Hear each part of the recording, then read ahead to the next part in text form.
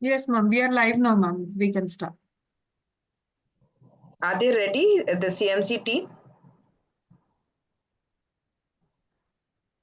Good evening, ma'am. We are ready. Can you hear us? Yes, yes. Ma'am, I'm not allowed to share my screen because the host isn't allowing. Saiti? I have already shared, ma'am. Shall I stop sharing, ma'am? Yeah. Okay. Yes, ma'am. You can start sharing.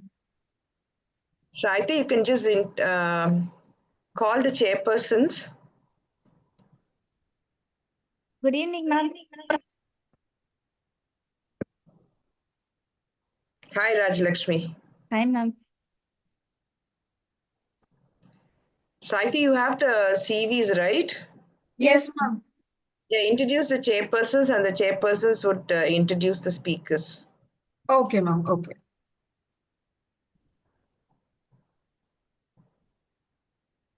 Yeah. Good evening, delegates and all the participants. Thank you for joining. This is Sahiti on behalf of Shield Connect, welcoming you all for today's webinar, TAPISAR Journal Club. So it's my privilege to introduce Kundavi ma'am. Ma'am has done MBBS, TGO, DNB, MNAMS, FSCOG, and ma'am is the past secretary of Oxy 2023. I welcome you, ma'am. Yeah, invite Dr. Sharad Bhattina, President TAPISAR, to give the welcome note. Over to you, sir. Yeah. Thank you. Thank you, Dr. Kundavi, for giving me this honor. And good evening, everyone. And welcome you all for today's Journal Club meeting conducted by Dr. Kundavi and Dr. Sindhuja. And first, it's my duty to thank Dr. Kundavi for her efforts to make this Journal Club alive. And interesting topics have been selected for this for today's meeting, and excellent speakers are lined up for this program. So I thank you once again, Dr. Kundavi, and please go ahead and start the program. Thank you. Thank you, Sharad, sir. Yeah, thank you. Yeah, it's my privilege to introduce the chairperson of the first session, Dr. Rajalakshmi ma'am. Ma'am has done MBBS, MS in OBG, and a diploma in reproductive medicine, Germany. Ma'am is the medical director at Meenakshi Fertility Center, Chennai. I welcome you, ma'am. And I request you to please introduce Dr. Chinta Parimila, ma'am, and also the speaker. Yeah. Good evening to one and all. Warm welcome to today's TAPISAR Journal Club. We have two sessions for discussion today. The topic for the first session is randomized control trial on double versus single stimulation in young low prognosis patients, followed by a fresh embryo transfer, DUOSTIM-fresh study. I'm happy to introduce the expert for the session, Dr. Chinta Parimala. She is working as assistant professor in the Department of Reproductive Medicine in Surgery, CMC Vellore. She has done her UG from Osmania Medical College, Telangana, and PG from Kakatiya Medical College, Telangana. She has done her postdoctoral fellowship in reproductive medicine from CMC Vellore. She has many publications in national and international journals. Welcome you, madam. And the presenter for today's journal club is Dr. Anandika. She has done her UG from Government Stanley Medical College, Chennai, and post-graduation from University College of Medical Science, New Delhi. And she is now the resident in MCH Reproductive Medicine in CMC Vellore. Over to you, Dr. Anandika.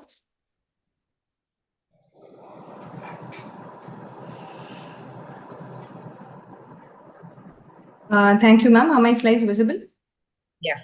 Yes, ma'am. Okay. Please make it as full screen. Yes, ma'am. Thank you. Good evening, everyone. Today we'll be discussing the DUOSTIM-fresh trial, which is basically a double versus single stimulation in young low prognosis patients, followed by a fresh embryo transfer. This is a randomized control trial. So as we all know, the aim of assisted reproductive technology is to go about with ovarian stimulation, which will help us obtain multiple oocytes, thereby increasing the chance of a clinical pregnancy and hence a live birth. So there are many conventional protocols for this, but one new protocol which was introduced in 2014 was the DUOSTIM protocol, which is double stimulation of the ovaries within a single menstrual cycle in the same ovarian cycle. So it involves one stimulation in the follicular phase, followed by a stimulation in the luteal phase, which would enable two oocyte retrievals to be performed within a short period of time in a single menstrual cycle. So this form of stimulation would be very helpful in patients who are poor responders, who have a diminished ovarian reserve, or who are undergoing a treatment for cancer like chemotherapy or radiotherapy, who do not have much time. So this concept of DUOSTIM is based on the follicular wave theory. It has been found that amongst regular ovulatory women, about 68% women have two waves, that is the follicular wave and the luteal phase wave. Whereas in 32% women, there are three waves, one in the early follicular phase, the second in the late follicular phase, and the third in the luteal phase. So this concept is exploited in DUOSTIM, wherein two stimulations can be done in both the phases of the menstrual cycle. So one landmark trial which already came in 2023 in this regard was the BSTIM trial, in which they compared low prognosis patients according to the Bologna criteria, with one group who underwent conventional stimulation but 2 cycles, and the other group which underwent DUOSTIM. So this study found that there was not much of a difference in the cumulative oocyte number or the total embryos obtained or the implantation rate, the ongoing pregnancy rate, or the cumulative live birth rate. However, they did find that there was a statistically significant difference in the total number of embryos transferred, which was more in the conventional group, and the time to second oocyte retrieval was also more in the conventional group. Now, this study only impressed upon the fact that DUOSTIM, which involves a follicular stimulation followed by a luteal phase stimulation, usually lands up and mandates the need for freeze-all, thereby reducing the number of usable embryos because of the various cryopreservation techniques involved, reducing the rates of patients with embryo transfer, and delaying the time to a clinical pregnancy. So this main drawback of DUOSTIM, which actually resulted in the need for freeze-all, was overcome in our today's topic of discussion, DUOSTIM-fresh. So this was a randomized control trial which involved the DUOSTIM protocol, but it involved the first stimulation in the luteal phase, followed by a second stimulation in the follicular phase, thereby enabling a fresh transfer in the luteal phase of the second menstrual cycle. So this was based on two hypotheses. First, an increase in the number of oocytes obtained would result in a number of increase in the number of good quality blastocysts, thereby reducing the cancellation rates and increasing the rate of embryo transfer.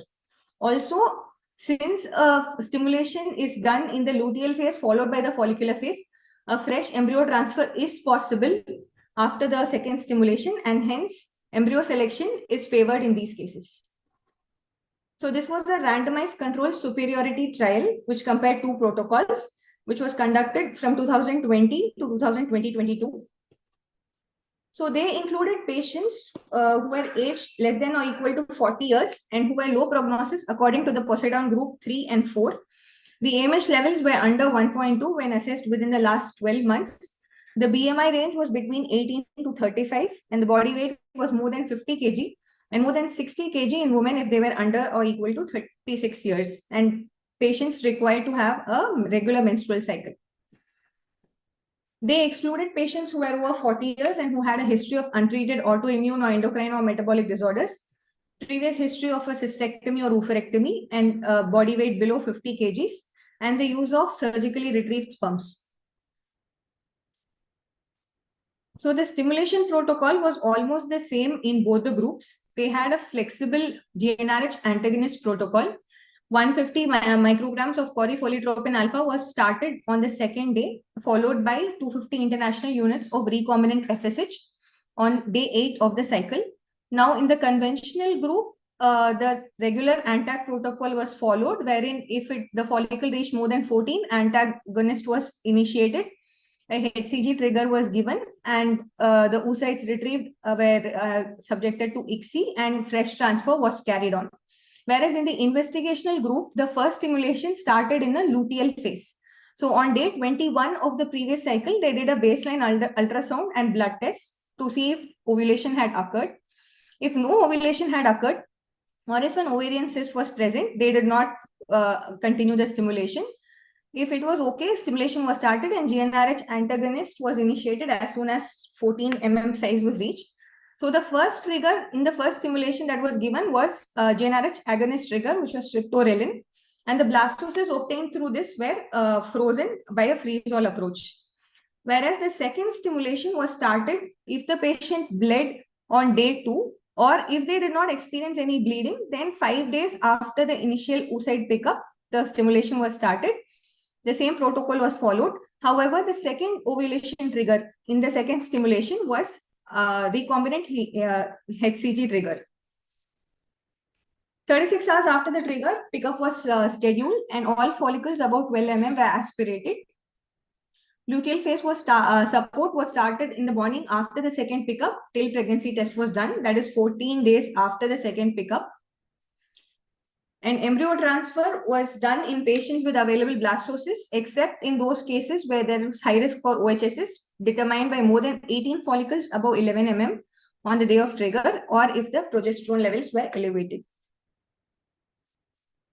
So the embryos were classified initially according to the Society of Reproductive Biology classification, and then blastocysts were reclassified based on the Istanbul Consensus. The blastocysts that were not used in fresh transfer were cryopreserved.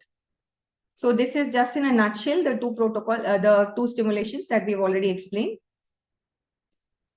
So the endpoints or the primary outcomes in this study were the number of good quality blastocysts, while the secondary endpoints were the number of oocytes received, the number of retrieved, the number of M2, the number of cryopreserved embryos, the transfer rate, clinical pregnancy, and the ongoing pregnancy rate. This was a superiority study. The sample size was calculated using a two-sided test. So they wanted to detect a superiority in favor of the DUOSTIM group by a mean of 2 good quality blastocysts versus the control group with a mean of 1 good quality blastocyst. So the standard deviation was 2. For these assumptions, 112 patients were needed for a type 1 error of 5% and a type 2 error of 20%. Assuming that there would be a 10% dropout rate. So to reach a target of 50 patients per group, they needed to enroll 56 patients per group, assuming 10% discontinuation rate.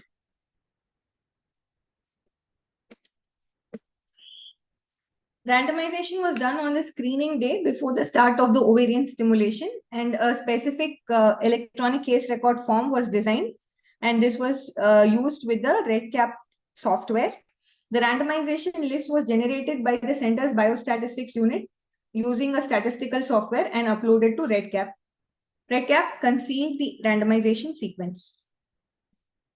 So statistical analysis for descriptive statistics was analyzed by using the mean, n proportions, standard deviation ranges, and 95% confidence intervals, whereas continuous data was represented by median or mean, and categorical data by the number of cases and percentages.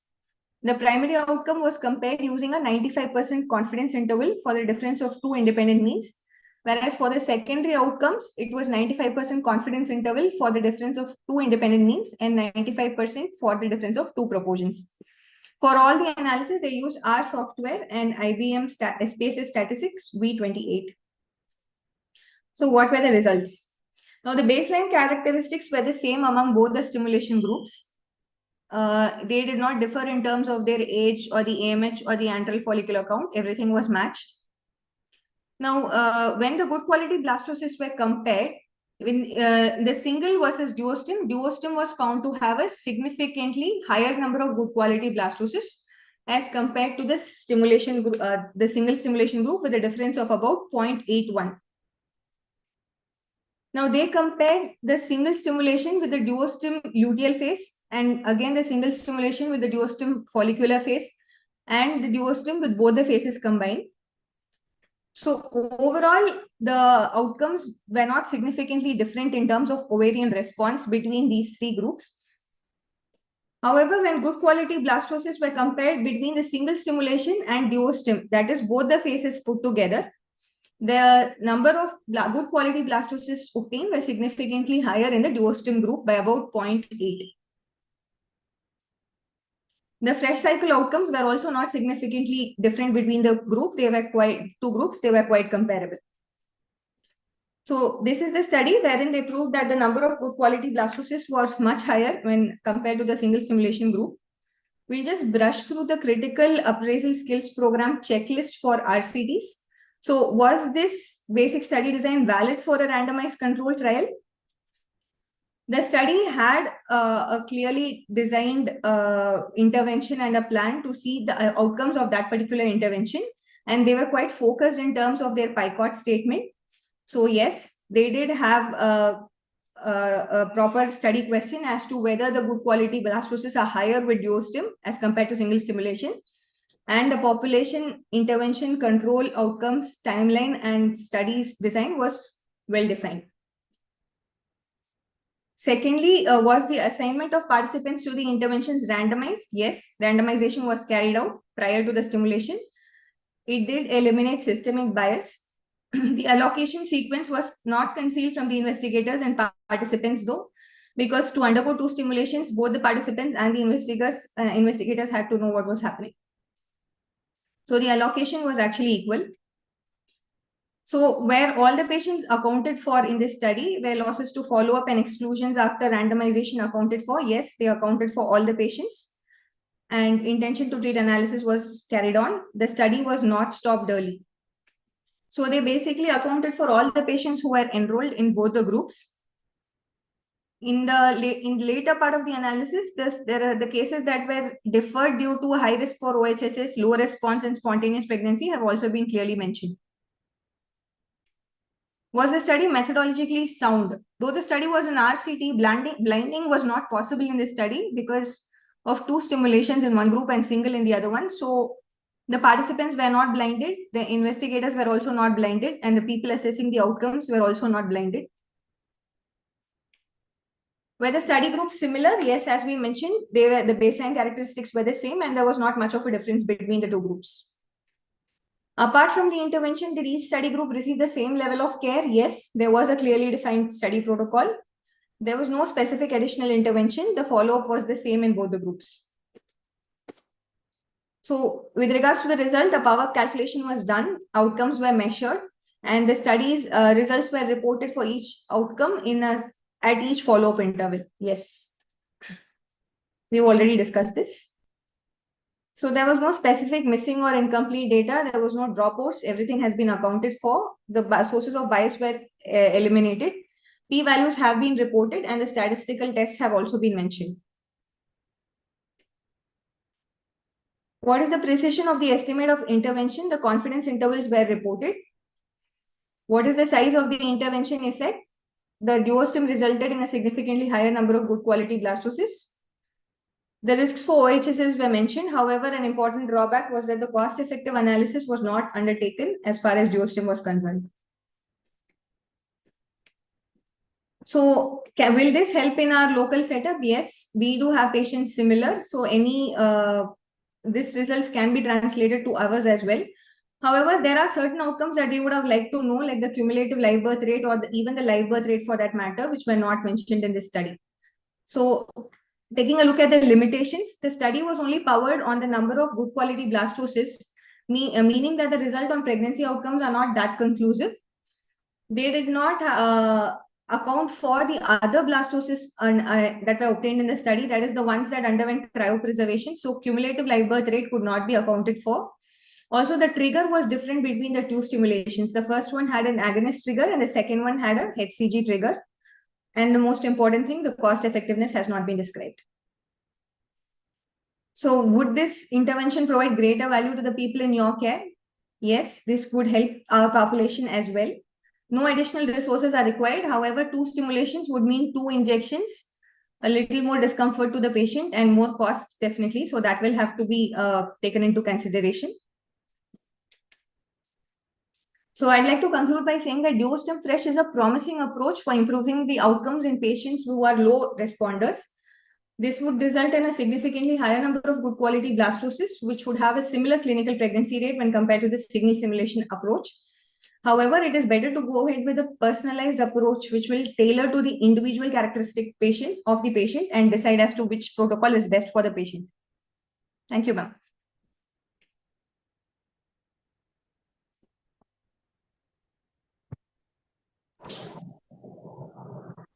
Inta madam, your opinion about this trial. Yeah, yes, basically, this is a novel protocol for poor responders. Basically, there are only 3 randomized trials so far which have compared DUOSTIM with the conventional stimulation protocol in poor responders. And those 2 previous trials, I think one already Anandita has discovered, that was the DUOSTIM trial, and there was one more trial by Cerillo et al. So all of them, their main limitation was that they were not able to do a fresh embryo transfer. The time to pregnancy was delayed because of the freeze-all approach. So definitely this trial is, this approach is a better approach for poor responders. It would help them to go ahead with a fresh embryo transfer instead of going for a freeze-all approach, because in poor responders, the literature says that freeze-all may actually decrease their pregnancy rates. So when you go ahead with a fresh transfer, the chances may be better. But then again, there were certain limitations, like they could not calculate the cost effectiveness, whether 2 cycles are needed back to back, whether she would have become pregnant with the first cycle itself. Should you go ahead and do 2 cycles to get good blastocyst? And then they have not looked at the cumulative live birth rates also. So these were certain things which they have not accounted for. But otherwise, I think it's a good study good approach for the poor responders. Do you really follow this, Parimala? Your experience in that? No, we have just started the DUOSTIM protocol in our department, but we are doing the follicular phase followed by the luteal phase and then the freeze-all approach. We have not done the luteal phase followed by follicular phase approach yet. So there was one question over here, which stimulation embryo? Was it the luteal phase embryo, or the follicular phase was transferred for the results in the study? Yeah, that was not mentioned in the trial specifically. They have just pooled the blastocysts, whatever they got at the end of the follicular phase, and then amongst them, the good quality blastocyst was transferred. So they actually did not tell which embryo, whether they have chosen the follicular phase embryo or the luteal phase. They just mentioned that amongst the pool, the good quality embryo was transferred. So what was the gonadotrophins used? Like, it is always a recombinant or a combination being a poor responder? Yeah. For this, in this study you are saying, ma'am, or in general? In this study, they actually started with the chorephyltropin alpha, and then they change over to the initial first dose was chorephyltropin alpha, and then from day 8 onwards, they changed to 250 recombinant FSH. And so the same drug was used for the other stimulation as well, right? Yes. Only the triggers were different. The first luteal phase, at the end of luteal phase, they gave a GnRH agonist, whereas for the follicular phase, they gave an RHCG, and then they did a fresh transfer. Any questions from the Raji? No, ma'am. Nothing. Ma'am, do you measure serum progesterone LH after the follicular phase when you start the luteal phase stim? Parimla, there's a question whether how they start the follicular phase stimulation. Follicular phase stimulation. So follicular phase stimulation, like what we do for the routine poor responders, we go ahead with the antagonist protocol, and then at the end of the follicular phase, we freeze the embryos. Then we start progesterone medication so that she doesn't bleed during the luteal phase. And then on day 5, once we start progesterone, we ideally start the progesterone on the day of pickup itself. And then we continue throughout the luteal phase. But at least after 5 days of progesterone has been given, then we start the second stimulation in the luteal phase. So when you starting the second stimulation, that's what she was asking, whether you would do any other blood test. No, ma'am, we don't do any other blood test as such for the luteal phase stimulation. We just check the ovaries, and if everything is quiet, then just we go ahead. We don't check the progesterone and LH again when we are doing the second stimulation. But suppose if you have a cyst or something, wouldn't measure the estradiol levels or a progesterone before you start the luteal phase? Because Yeah, these if there people is have done any it, right? problem, yeah, The study group have done the LH progesterone and the estradiol. yeah, And they the have checked all progesterone. those. Yeah. So what Yes, about yours thing? Like when you're doing a follicular phase followed by the luteal phase, would you like to? You have not done that as such. no, we have not done. We are like we have never experienced any cysts or anything. Whoever, if both the ovaries were quiet and without any cyst in the ovaries, we just went time. So what is your Idea trigger, basically, and after how many days you start your luteal phase protocol? luteal phase we started. We have done only 2 cases of DUOSTIM so far. So we have started the luteal phase 5 days after the trigger, after the first pickup. So the first trigger will be what trigger you have given, agonist or a HCG trigger? We have given HCG trigger only because both were poor responders. Okay, so which protocol had a lot of eggs compared to whether it is the follicular phase or the luteal? Because there are a few studies which say that luteal phase is better. I think sir has Mohan sir is also there in this thing. I think sir might want to answer. Yeah, Mohan, hello.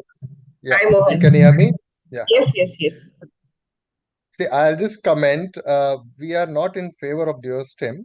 There were only exceptional circumstances where we can use it. It's that we had situation where there is very poor response and fertilization failure, and there was logistic issues and patients were for international patients and they wanted to go back. So we used it. Ideally, agonist trigger is where you would look at it, but we were not planning DUOSTIM. It was ad hoc decision. So agonist trigger would probably cause a faster luteal and you can go ahead.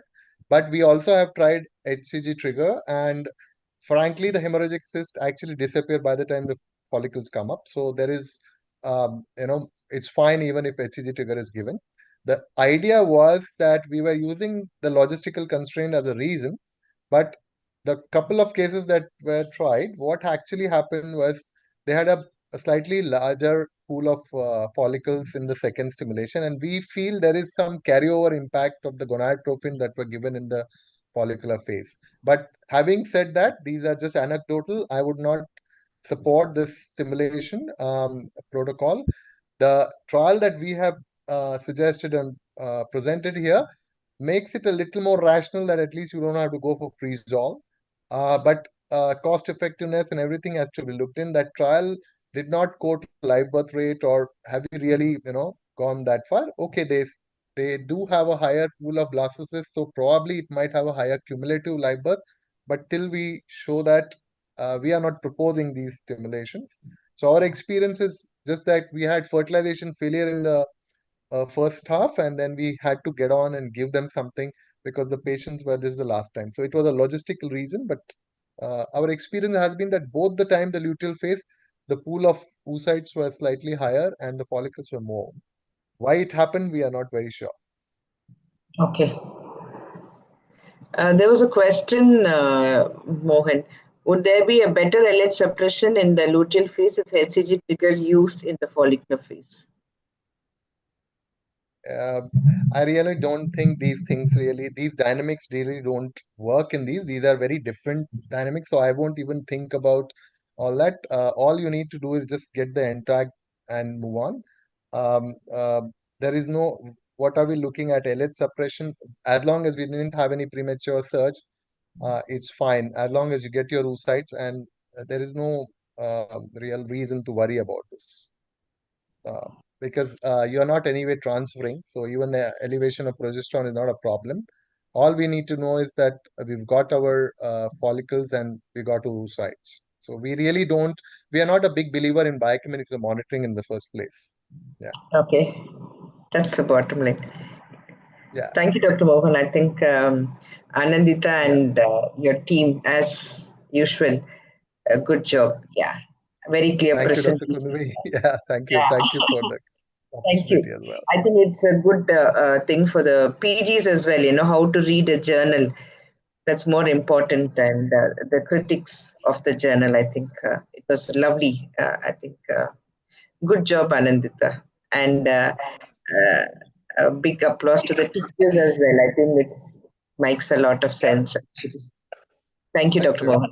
Thank you for your valuable time. Thank you, sir. Thank you. Thank you, Mohan, sir. Thank you, Chinta, madam. Thank you. Next, we will move to the second session.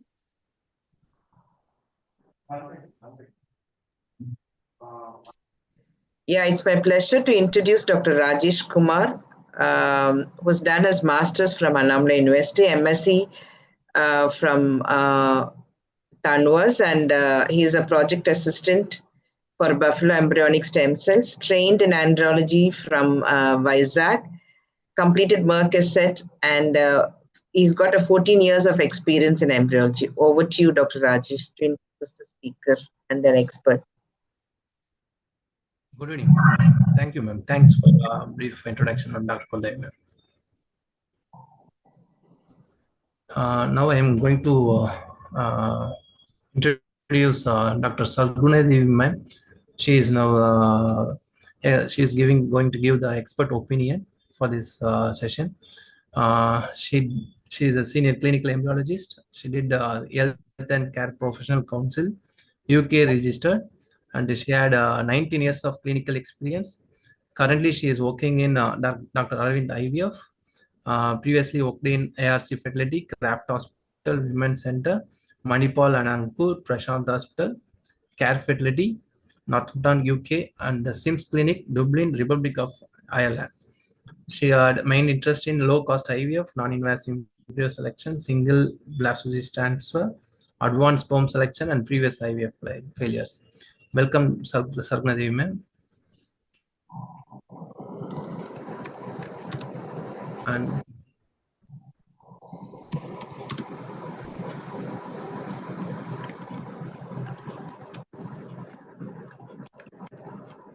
And I'm welcoming our speaker, Dr. Yamini Ashokan, ma'am.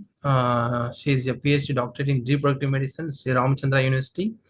She did masters in clinical embryology, Manipal University. She had masters in hospital and healthcare management, BITS Bilani. She had did more academic works. She is a lab coordinator and mentor for FNB, Shibboleth Fellowship in Reproductive Medicine. And she did a lot of embryology and andrology training programs in Shibboleth and IRM. She's an external examiner, postgraduate diploma CE SIMS in SRM University. She had achievements in history certificate clinical embryologist 2022. She did peer-reviewed articles in JRG, IJR, IJBT, published over 25 articles.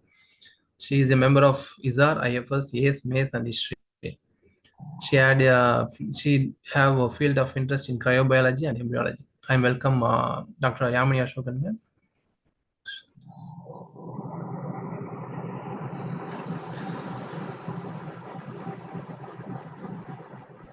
Ma'am, you can share your slide. Thank you for the introduction, sir. Today, I'm just going to share my slides before I start.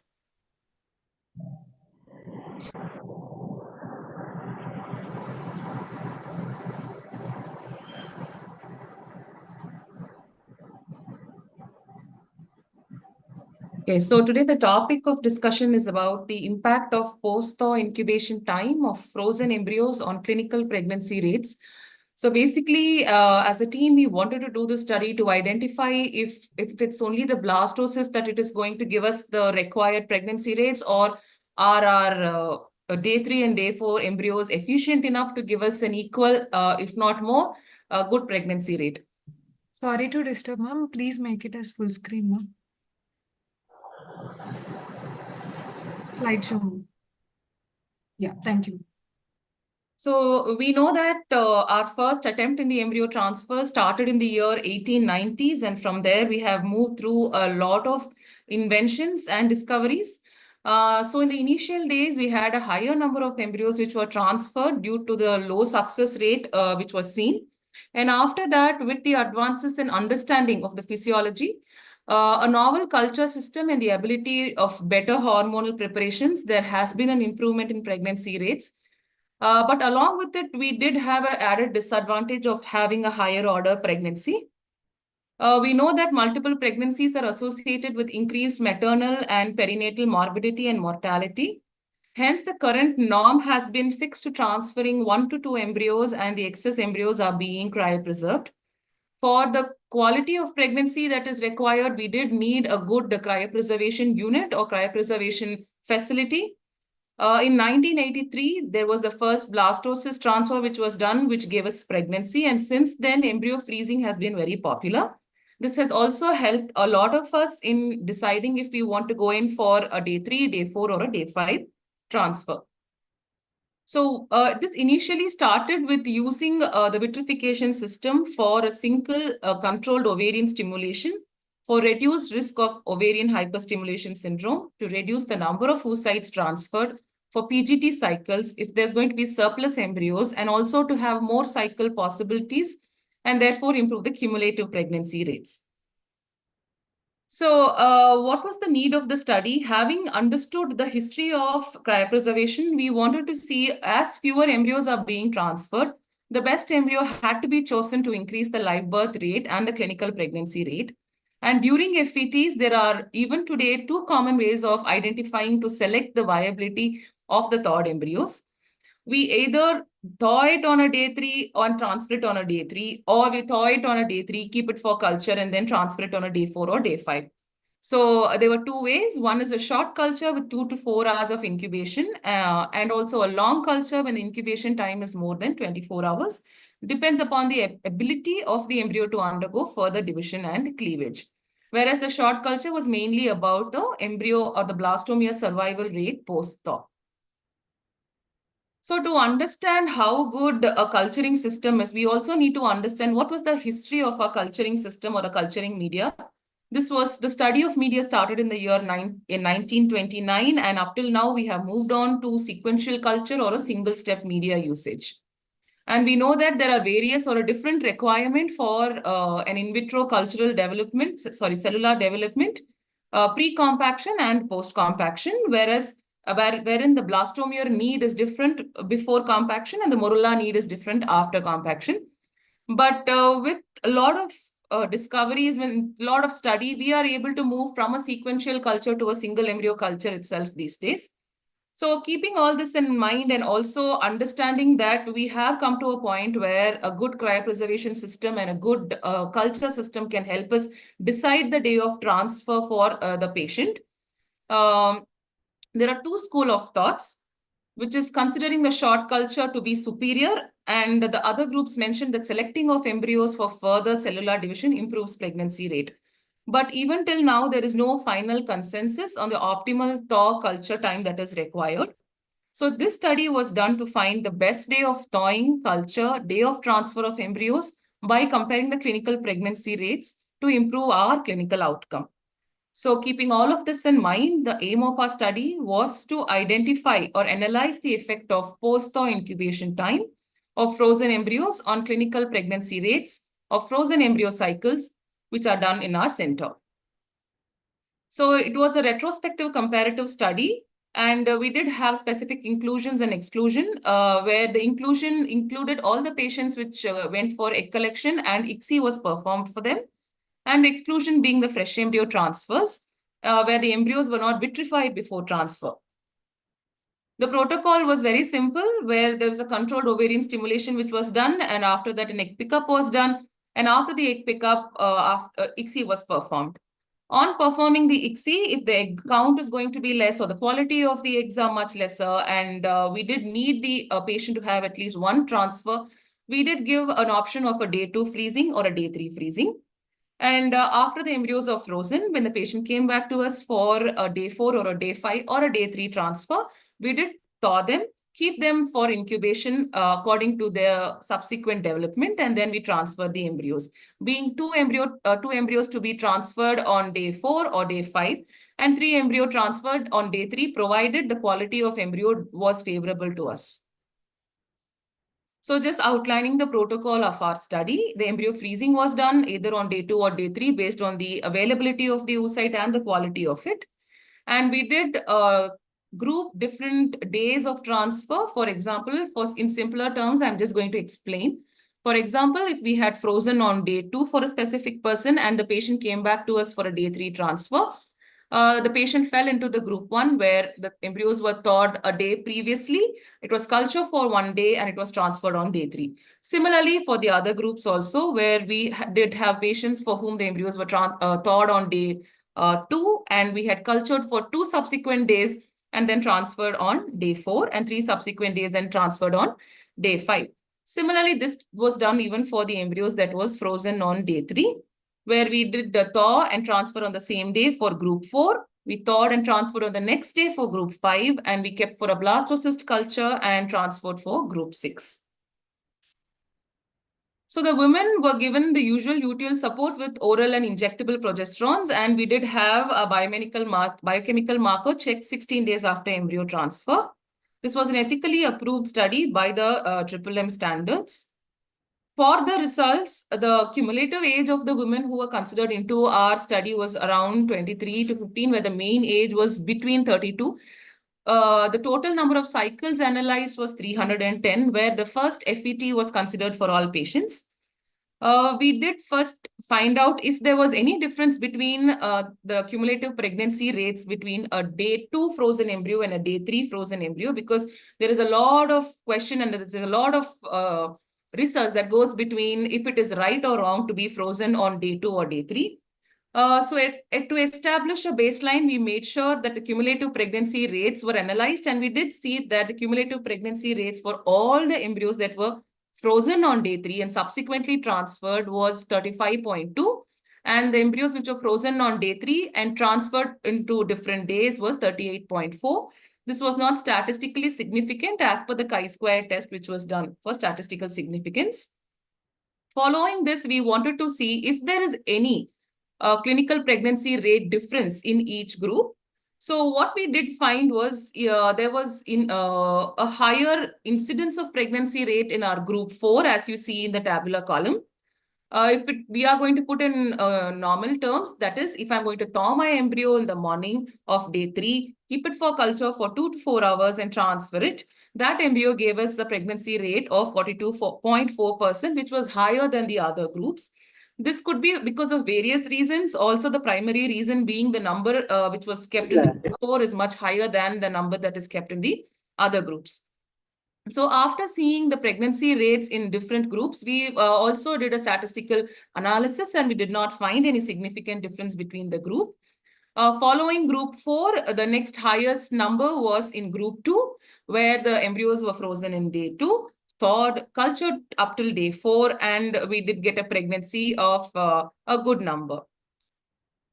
So this result was very similar to a study which was done, which was showing us more favorable results, or a result which said that we are going on the right way, that even a day 2 or a day 3 frozen embryo can give us good pregnancy rates when you compare to a blastocyst transfer. This study concluded that for optimal quality embryos, a 2-hour of post-thaw culture appeared to optimize clinical outcomes. However, for embryos of suboptimal quality, some unnecessary transfer of non-functional day 3 embryos can be avoided after overnight culture, because we know that an abnormal or a suboptimal embryo will not survive as much as the good embryo if it is kept for 24-hour culture. So following this, we wanted to see what is the relation between hours of incubation, because as good as our cryopreservation unit is, so is our culture systems also. So we wanted to analyze the positive pregnancy rates for different groups, which were classified based on hours. We did take the classification based on the Eshrey division of hours. In this, we saw that there was not a significant difference between the groups. I'm just going to explain the tabular column. Where we did find that the positive scan, majority of the numbers fell in group 1 and group 5. Group 1 was where the embryo was thawed on day 2 and transferred on the next day, that is on day 3. And the next group was for group 5, where the group 5 was the embryo was frozen on day 3 and transferred on day 4. So both of the similarity between both the groups was that the thawing was done on the previous day and the transfer was done on the next day. So this did give us a prospective vision of what is the quality of the embryo that we are transferring. For example, if we had thought 3 embryos, the best of the developing embryo was transferred. That by itself is an indicator of its viability. And that could be a reason why we did have a higher pregnancy rates, if not of significant difference, but we did have a higher pregnancy rates in embryos that were cultured overnight. Because we wanted to even more be precise about what is it that we should be doing, either a short culture or a long culture. Short culture where the embryos are thawed in the morning and transferred on the same day. Long culture being thawing on the previous day or 2 days prior or 3 days prior. Even though we did not find any significant difference, which could be attributed to the irregular sample distribution between the two groups, we did see a higher pregnancy rates when it came to a short incubation time, which was 42.4% and which was for our day 3 transfers. So similar to that, I just identified a study which was published in the year 2013, which spoke about the outcome of different post-thaw culture period in frozen thawed embryo transfer cycles, where they did differentiate or classify short culture group and long culture group similar to us. And in conclusion, they did tell that when embryos including at least one grade 1 embryo after thawing transferred, the clinical pregnancy rates, implantation rate, and other parameters were similar in both the groups and were comparable in both the groups. So this gave us maybe an overall idea of identifying that maybe not only as we believe a blastocyst, but also a good quality day 4 or a good quality day 3 can give us pregnancy in patients where there are going to be requirements of having them to be transferred on the day 3 or day 4. So what were the limitations of the study? We were not able to analyze the cause of infertility and other population characteristics, the quality of the oocyte and sperm, because we did do a group culture. So maybe a single embryo culture could, prospectively give us a better result, which was more precise. We did not have a control over allocating into each group, resulting in an unequal distribution because it was a retrospective analysis. And in many of our reference studies, larger sample size were analyzed. So maybe this is just a start of what we were doing, but we are on the process of adding more numbers to it. The conclusion of what our study gave was that the post-thaw incubation time of 2 to 4 hours and checking the blastomere survival rate could give a comparable CPR when compared to a longer incubation time.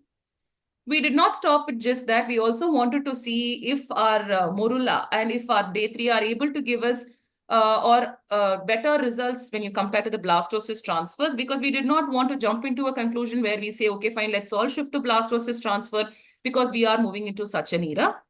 So when we did a small meta-analysis, we did find that the pregnancy rates, the live birth rate, and the miscarriage rate was very comparable between the 3 groups of day 3, day 4, and day 5 transfers, wherein the miscarriage rate was much lesser in the morula transfers when you compare to the other 2 groups. And the live birth rate was comparable with the other groups, so was our pregnancy rate. So this was much similar to a very recent study which was published in 2020, where they spoke about morula transfer achieving better clinical pregnancy rates than post-thaw cleavage embryos after overnight culture in the frozen embryo transfers. This was very similar to what we were doing because we do not freeze our embryos in morula stage. We do freeze them in day 2 and day 3, and we see how they are developing. And only based on the quality of development, we do transfer it for a day 4 transfer. So the transfer of morula stage embryo following the overnight culture of post-thaw cleavage embryos improved the clinical outcomes of FET is what they identified. This also reduced the number of morula embryos transfer, therefore giving us a more singleton pregnancy, which is our ultimate goal that we're all striving for. There was another study which was published in 2018, which spoke about the clinical and neonatal outcomes of patients of different ages following transfers of thawed cleavage embryos and blastocyst cultured from thawed cleavage stage embryos. So what they did conclude was that FET of blastocysts cultured from cell stage embryos showed a higher efficiency per transfer cycle, whether in younger or advanced age women. Whereas when cycle cancellation due to no suitable embryos to transfer were considered, cleavage stage embryos were found to be more suitable for younger women, while FET of blastocyst culture from cleavage stage embryos was better suited for women of advanced stage. This is something that we already are following in most of our centers. But what was interesting for us to identify was that many studies did go along with what we thought was the right way to proceed with the treatment or proceed with the day 3 or day 4 transfers, where we were also able to get patients being satisfied about not having a cancellation of cycle because of no embryos on day 5. So it was very important for us to identify the embryo which can develop into a blastocyst and which cannot develop, and therefore we can help it giving a transfer so that there is an in vivo development if it is being accepted by the physiology of the patient. So what are the takeaways from the study which we did? Based on various metabolomic and genetic factors, post-thaw incubation time will affect the different cell stages differently. So it is very important that we are much aware of the science behind the embryo development, and also we are able to identify the embryo and the oocyte and the sperm that can give us a good blastocyst. For some patient, we do have cases where everything looks normal, the oocyte looks normal, the sperm does look normal, but we still end up with no embryos on day 5. So in that cases, we can give it a day 3 or day 4 transfers because we are having upcoming studies which are supporting it. To understand the nuances behind the choosing the day of freezing and thawing is very important. This does come with practice because it is not for all patients if the number is going to be high. If I'm having supernumerary of oocytes, that doesn't mean I can go in for a day 5 transfer. Or if it is going to have a less number of oocytes, that doesn't mean that oocytes will not go for a blastocyst. So to understand the science and how it is able to grow or develop on culturing is very important. So it is a blanket implementation of transferring a single embryo embryo stage cannot be favorable in all conditions, where I'm just meaning a blastocyst transfer. If it is not indicated in patient, we still can consider going for a day 3 or a day 4 transfer. It is also imperative that we standardize our protocols before implementing them clinically, because having all of these studies and identifying all of this, it is just not enough that we are doing research on our papers that are available, but we also have to see what works good for our lab. So selection and science go hand in hand. So in this way, embryology considerations should be a good quality oocyte, the number of embryos available, and the embryo development rate post-thaw should be the parameters which we should be considering for the day of transfer. And for a clinical consideration, we should be able to see the quality of stimulation cycle synchrony, the endometrial receptivity, and the physiological factors that would affect the pregnancy rates. So if we are able to find a common bridge between the embryology and clinical considerations of identifying the right day of transfer, I think we will be able to achieve good pregnancy rates both in day 3, day 4, which are much similar to our day 5 transfers as such. So I would like to thank Kundavi ma'am, Radha ma'am, Sharat sir, and Sindhu and Ramesh sir for giving me this opportunity. Thank you. Thank you, ma'am. Thanks for your nice presentation. I have some questions, ma'am. Have you considered the grade of the embryos and day of embryo transfers you told, ma'am? So how many number of embryos you transferred, ma'am? For all the groups you transferred same number of embryos? No. 2 embryos So or we single did embryo? follow what was given to all of us based on the number of embryos that are transferred. If it's going to be a blastocyst, if it's going to be a good blastocyst, it's going to be just 1. If it is of a suboptimal quality, we did consider having 2 blastocysts transferred. For a morula, not more than 2. If it is for day 3 transfer, if we did have say 2 grade Bs and 1 grade A, we transferred 3. If it is going to be 2 grade A embryos and 1 grade B embryo, we transferred 2 grade A, and we did keep the 3rd embryo for further culture to see if it is developing, or we discarded. So the day of transfer ideally also depends upon the quality of the embryo, because that is what decides if the embryo will be able to survive and give us pregnancy. Okay. During thawing time also, you I think how many embryos you are thawing? In day 2, I think you have to thaw more embryos. Day So we 3 did not. thawing. So we did Day not. 2 and day 3, any difference? No, day 2 and day 3, we did not have much of difference. We ideally froze only 3 embryos in one cryolog. We do not go more than 3 embryos. That is also because we From the should be 3 giving. embryos, good embryos you are getting, you are transferring. That's the Yes, thing. the maximum, even if Okay. it's going to be day 2 or day 3, it's only 3 embryo. We do not go more than that, sir. Okay, thank you. Do we have Sarguna Devi here for her comments? I would like to extend my sincere thanks to TAPISAR for this evening today. And then the topic was wonderful, insightful, and it was a very good presentation, Dr. Yamini. And I would like to compartmentalize my comments into 3 different areas. First, we will have to discuss about the strength of the study. So a few points I want to really narrate here, because it's your original data and you keep looking at your data, and then you want to really, if you need a change, you want to change the data. So that has to be appreciated. It's highly commendable, actually. So it's not a huge data, but in 2 years, if you had done about 310, dividing them into 6 different groups, it is fine. It's more like a 3-course meal displayed in front of us, all varieties of TAWs and transfer from a freeze-all strategy. And anybody who is practicing a day 2, day 3, or whatever, it is been in front of you. So they can even compare it and take it as a reference. So I would kudos to the team anyway for the work what you had done so far. And you have compared the clinical pregnancy rate, and your again, you analyzed the live birth rate and miscarriage rate and everything. That's very highly commendable. And second portion is like, I have a few queries to Dr. Yamini, the speaker, like Dr. Rajesh asked. And first thing, as he had discussed, so what was very particularly a reason behind why you went for a day 2 or a day 3 freeze? So initially initially identifying the day 2 freezing embryos started with the number of oocytes. Because we do have a lot of patients who do come with just 5 oocytes which are collected, and if the M2 number is going to be less, we did give them a day 2 freezing.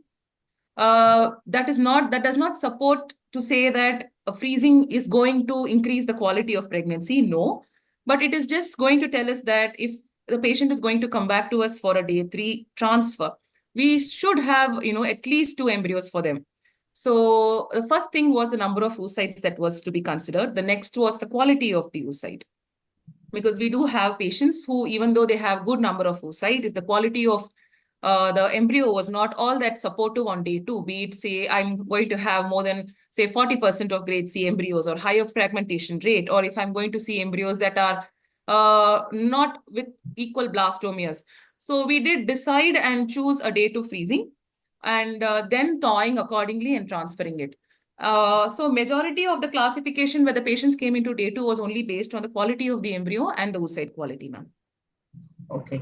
So you have frozen day 2 embryos, but all the day 2 embryos have been grown out either to day 3 or day 4 and then transferred, for example. So did you have any disappointments in seeing them on a day 3 from day 2?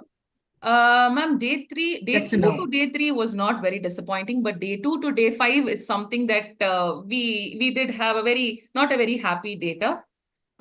Initially, it is all trial and error. So initially, the amount of embryos that went from day 2 to day 5 which was much lesser than the number of embryos which moved from day 2 to day 3. But surprisingly, what we did find was there is no clinical pregnancy rate difference, which was statistically alarming for us. So if it is still helping our patients, maybe for a day 2 freezing and a day 3, day 4 transfer, we just wanted to give the patient the best, and we went ahead to follow it, and maybe not a day 5 transfer for an embryo which was frozen on day 2. All right. So why I was asking is because all of us, we are leaving it for extended culture, at least to day 3. We don't see any big difference between a day 2 and day 3. That's easy to cross the border. And then only the problems start. So it could be okay, anyway, this is 2 different arms, day 2 and day 3 you have. And as Dr. Rajesh asked,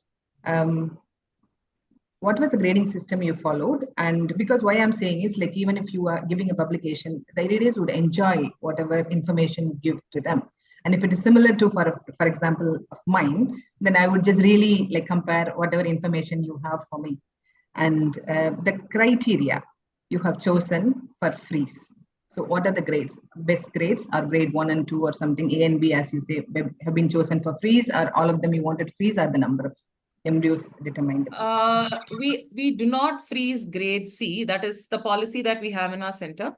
But what we do is, if it is going to be on a day 2 and it is grade C, we do keep it for 1 more day of culture, because an embryo which doesn't show a very good promising blastomere quality on a day 2 have given a lot of better embryos on day 3.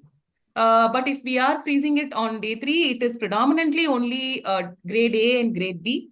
And cell stage, according to the day. If it's going to be for day 2, it's something which should be between 4 cell to 6 cell. If it's going to be 2 cell, we still give it some more time, maybe 4 hours or 6 hours, and we freeze it after it comes to a day. We know that it is able to divide because we all know that the 2-cell embryo, 2-3-cell embryo or a 4-cell embryo division is something which is very critical.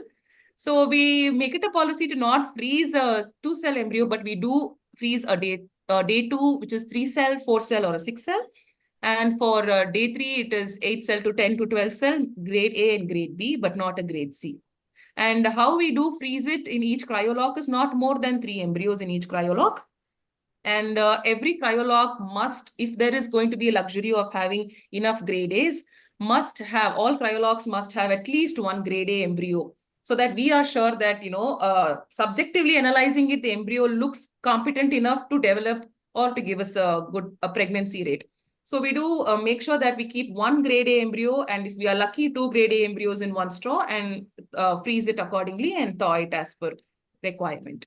Okay, it's a single lock of 3 embryos per cycle. Yes. Okay, that's great. So any fixed criteria you have in mind when you were doing the study, for example, that you know the number of embryos, you know the day of the development, the quality of the embryos, the patient characteristics, everything. So do you have a calculator that you fix that patient onto that plan A and plan B? I think Madam, Dr. Kundavi Madam would be a better person to explain this, because it is a combined decision of both of us. If we can still go for a day 3 to day 5. So I have few queries, then I can just get on to my opinion. That's what I thought. So or you see the embryo growing and then you make a decision about No, the decision is it is a combined decision which is made well before deciding. And sometimes if the patient, we have posted that patient for a day 3 transfer, and the embryos all look fine that morning. And we do have a small discussion to say, maybe we have a quick discussion saying the embryos all look fine, all 3 look fine. Can we go for a day 4 transfer? Can we go for a day 5 transfer? So that is something that we decide on the day also. To prevent, supernumerary, we do have a very short discussion every day for the day of transfer in the morning, based on the embryo quality and what is the patient's status as well. So I wish she was here to give us more information. Yeah, at the end of the one. So the next question is, like, anyway, you have given a classification of 24 to 48, 48 to 72 as per the X-ray. But was there any overlapping of the culture period? Post-thaw culture incubation period. Post-thaw culture, sorry? Any overlapping, because you had 1 day, 2 days, 3 days kind of post-thaw incubation period. But was there any overlapping, because you have to put them into a particular 24 to 48? It's not just 24 hours. Yes. So was there an overlap? Actually, the drawback of the short and long culture is we have such a long time frame that we cannot put our hand and say this is the time in which the embryo can be best to be frozen and thawed and transferred. But what we did do was, every time we do a grading, every time we have a thawing going on, we do make a note of the time. We do make a note of the time of ICSI. There is a time note that is done on day 1 for check, and there's also a time that is noted down on day 2 embryo check. So based on that, we were able to. Our record work is quite extensive, because so then that's why I'm asking, because you have a beautiful documentation of each and every event, then you may be having better groups available for your study as well. And did you do an age-wise analysis of this? Ma'am, age-wise analysis. Because it's very wide, 23 to 50, younger, older patients, and the chances of pregnancy is like lighter, higher, whatever. Age-wise analysis we did do, which was not included in this study. It is an ongoing study which is done only for a day 4 transfer, because it is a continuation of this study, which for now around 200 patients have been identified, and we are being classified into different age groups. So it is still an ongoing study. What we are able to see is a younger and an older patient, irrespective of the age. We are not up till 200 numbers. We are not able to see any statistical significance between a day 3 or a day 4 transfer. A day 5 is yet to be calculated. But maybe a day 3 transfer is favorable for both day 3 and day 4 transfer. Could be because of the number of embryos that are transferred, which is just not one like a blastocyst transfer. So we are yet to come to a conclusion, but it is an ongoing study in our center, ma'am. So blastocyst transfers had higher implantation rate, if I am not wrong, right? And did you calculate the implantation rates for all the groups? Because its number of embryos were different, probably 3 and 2 and everything. Was it different? It was different. Yes, ma'am, it was different. The blastocyst implantation rate was much higher. But what we did see was we did not have many cases where we included, when we included the data, it was a retrospective adding. We did not have any specific bias of adding this patient and not adding that patient. So maybe would be of that reason that we were able to see a higher implantation rate on blastocyst transfers. I am going to put an entire blame on the unequal sample distribution. So I'm not being biased to day 3, or I'm not going to be biased on day 5 as well, because in my study, day 3 gave a better result. But I'm still going to have in my consideration that there was a difference in sample allotment numbers. Maybe an equal number can give us more result on why a blastocyst implantation rate seemed much higher than the other groups. Okay, my last question to you. Why are you skeptical about the blastocyst, and how often when you have the morula observed on day 4, you don't see a blastocyst and a cancellation happened? How often it happened? What is the data?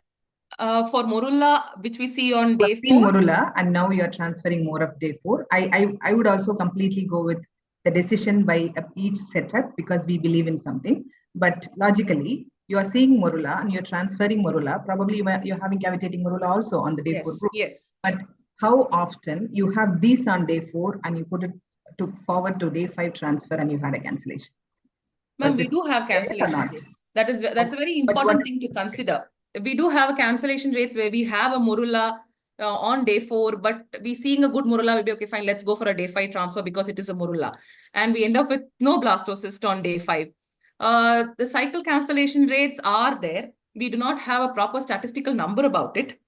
Maybe that could be a reason. What I have observed is, if there is going to be, when morula which is not converting into a blastocyst, first thing that I do is I'll go back and see what was the quality of the oocyte, what was the quality of the sperm, because it is very important for us to identify and see what was wrong in the initial stage that the embryo have not moved from morula to blastocyst. So first I check my quality of my oocyte and quality of the sperm. And then what I do is I'll see what was the time that was checked and what was the cell stage at that point of time. Was there a slower division? Was there a faster division? Something that we cannot subjectively analyze. Yeah, we have to do a retrospective time-lapse analysis. Yes. Kind of. Yeah, but I always wanted to ask people who are not for blastocyst, what was the number? Because it could be 2 out of 100. Yes. So that's the number I want. Yes. Thank you so much for your explanation. And so coming to my comments, I would just say it's a nice topic. Different post-thaw culture incubation period and the comparison of clinical pregnancy rate, and as such as a topic. And you have found no significant difference between 6 different groups. Either they've been thawed, directly transferred, or you have had grown out to see the viability of the embryos, something like that. So I just wanted to refer the history, because in, as you said, 1980s, the cryopreservation of embryos in human IVF have been practiced. And then they started investigating. Mainly, there was a paper from Bone Hall in 1986 that they had done extended culture of day 3 embryos, cleavage embryos between 2 and 43 hours, extended culture of blastocysts between 2 and 21 hours.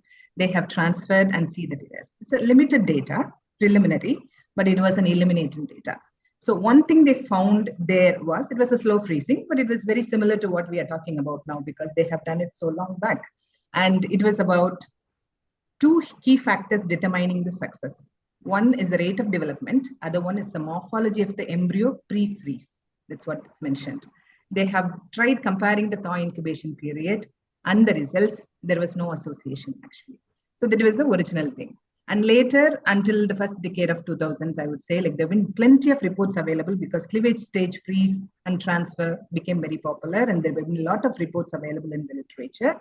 And they also could not settle with something like this particular thaw incubation period is going to work for a particular group of patients, or all of them kind of. They couldn't arrive at a consensus at all. And after 2010, probably like we had more blastocyst transfer, vitrification came into picture. Now your studies from the vitrification, we are just correlating these two. And we are seeing more about post-thaw, how the re-expansion dynamics from the embryos happening at the blastocyst stage. Can we derive a biomarker out of it to say the viability of the embryos? Kind of things are just changing right now. And talking about the, one second, sir. I just made some notes when you were talking.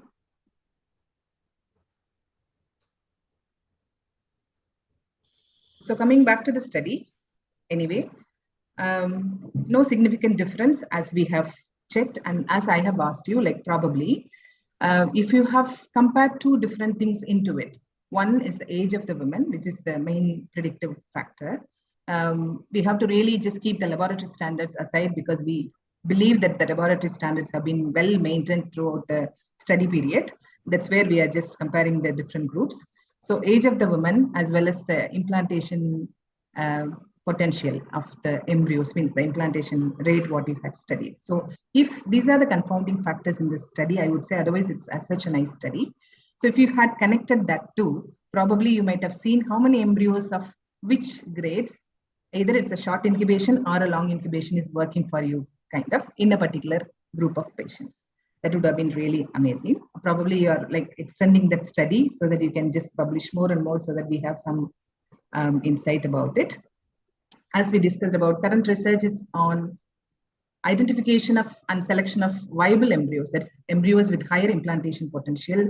That is the main reason behind why we leave it for longer in the culture, first of all. So again, why we are selecting the best embryos for transfer? Of course, we have to really think about the safe pregnancy, less multiple pregnancies, as well as probably single embryo transfer as you are doing. So everything is combined. So this study probably would be helping all of us to just give a better insight about the short or longer incubation is better. And in my own experience, I would say past 2 decades, I have done all of these, but not in one center, probably in different centers. But most possibly I was doing a greater extent of blastocyst culture, blastocyst thaw, on a shorter incubation, blastocyst transfer. So others I have done limited.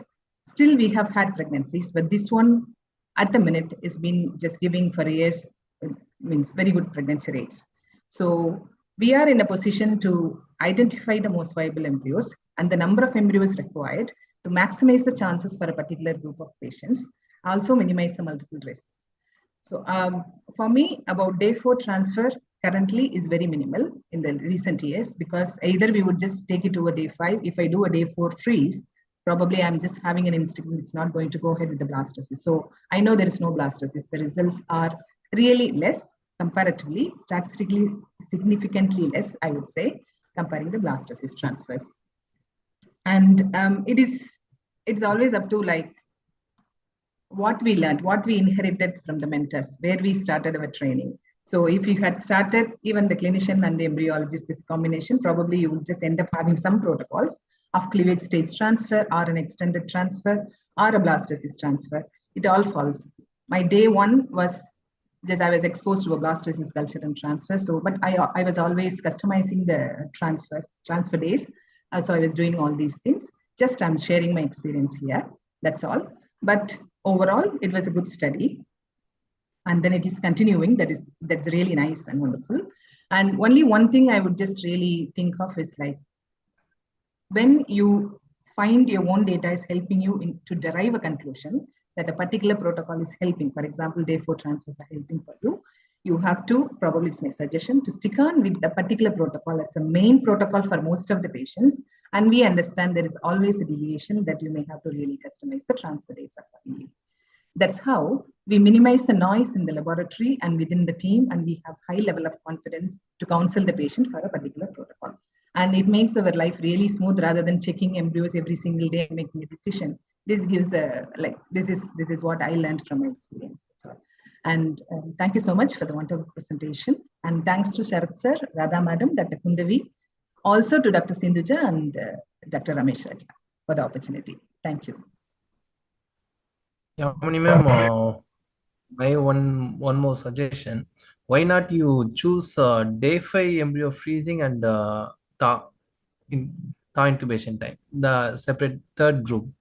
You have day 2 embryos and day 3 embryos, and culture the embryo, transfer the embryo. Why not day 5 freezing and thaw the embryo and use it for embryo transfer? Unmute, Yamni. Sorry, sir. So we do have cycles where we freeze it on day 5 and thaw it on day 5 and transfer it also. We have cycles as such. But this study, we wanted to see if there is going to be any comparable rates for day 2 and day 3, that's all. And that is why we had selected only that particular days. But we do have data for, if not many, but we do have data which were patients for whom we have frozen on day 5, thawed and transferred on day 5 also, sir. If I am making a decision with this data for the laboratory, I will choose two parameters. One is the highest clinical pregnancy rate, that is from the direct transfer. This is the short incubation period. Higher implantation rates from the blastocyst transfer. If you put them together, certainly it will just fall onto a blastocyst culture, thaw, and transfer in a shorter period. This is a different calculation from mathematical view, but I'm just saying this is what I was thinking when I was looking into the data. Yes. And this is something that both Kundavi ma'am and we have been, harping about in every place, that we are able to get better or comparable rates with day 5. And ma'am, the truth of it is day 4 and day 3 are giving us the best of the results. And, we have no qualms about continuing it, on the same way. It is just what you want within the team. Like that is something which gives, there is an evidence, you have a better result, and obviously you're going ahead with that. It's fine. Dr. Yamini, I just had a question. Sure. Are you still freezing on day 2? If so, any particular reason? Ma'am, day 2 freezing, we still do, ma'am. So as I had mentioned earlier, we do day 2 freezing for a patient if they're coming in for an embryo pooling, or if the number of oocytes is less. And if the quality of the cleavage is much lesser on day 2, we do opt for day 2 freezing to make sure that we have at least one embryo available on day 3. Because if we are going to freeze it on day 3 and thaw it, we do not know the viability. So we want to make sure that there is a viable embryo, which at least has one division on day 3, which can be transferred on that day, ma'am. So in such cases, we do still follow day 2 freezing. Yeah, because why I'm asking is that genomic activation happens after day 3, no? So initially we were doing day 2, now we have moved at least till day 3. That is the reason I was just asking. Day 2 to day 3, and beyond that, whether it's going to grow or not, we are not sure. So Yes, that was the reason. And for embryo pooling, you do it on day 2 or? Ma'am, it depends on the oocyte number only. If it is going to be not a very good oocyte quality and the oocyte number is much less, we still go ahead with day 2, even if it is for embryo pooling or for normal cases, ma'am. Okay.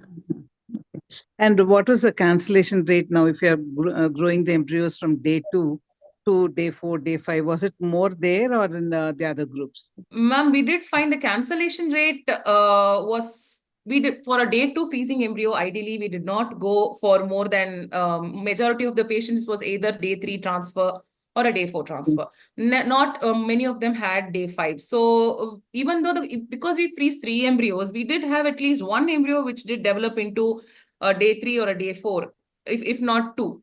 So we did have cancellation rates was much lesser. But if you're going to ask me the number of embryos that was transferred, number of embryo transferred was much higher on a day 2 frozen, day 3 transfer when you compare it to day 2 frozen and a day 4 transfer. Okay. Nice. It was a nice presentation in here. It was something which many of us are talking about, day 5 transfers, blast. So still it has a role in day 3 and day 4 also. Yeah, it was a nice topic. What happened was when the blast did not give us pregnancies, we went back and did a cleavage stage or a Morada stage, and we did have pregnancies. So that's when we've started doing the Morada stage and the cleavage stage. Mm-hmm. This Morala stage, I got it from SRMC only. I heard you all do a lot of Moralas. Yeah, we do lots of it. Yeah. Mm-hmm. That's when I've changed my protocol. I think what is giving you the best pregnancies, you stick to the same protocol. Wouldn't change it. It depends on your lab conditions and how comfortable you are. That is also. Yeah. And sometimes the weekends, those things also come in, no? The government holidays. So in that case, we just go ahead with the day 4 or something rather than a day 5. It's like that sometimes. Okay. I was thinking the day 2 freezing probably was a weekend. That was the reason. Exactly. That is also one of the reasons. Yeah, that was the reason. Yeah. And yes, Radha, you can just give your thank you so much, Devi. We've just enjoyed your comments, and you and Yamni, I think, non-stop. Yeah, it was very good discussion, actually. For sharing the knowledge at this time, it is very good, actually. Yeah. Thank you so much. Yeah, I think we can Thank you. conclude with a vote of thanks. Yes, Radha. Yeah. Thank all of you. I thank Dr. Kudavi and Dr. Sindhuja for selecting very good topics, actually the topic of interest to many of us. And I thank the chairpersons, Dr. Raj Lakshmi and Rajesh Kumar, and the speakers, Dr. Anandita and Yamini, for doing a wonderful job. It was very good discussion. And discussing about the RCT and how to critically analyze it was really presented well. And the experts who have shared their knowledge, Dr. Chinta Parimala, Dr. Mohan Kamath and Dr. Sarguna Devi. It was really a very good session, which I think most of the postgraduates will be benefited by that. And I thank all the delegates and all the participants and the Shield for this platform. Thank you very much. Thank you, ma'am. Thank you. Thank you. And I think the Shield, I think we'll have to thank Sahiti for staying with us.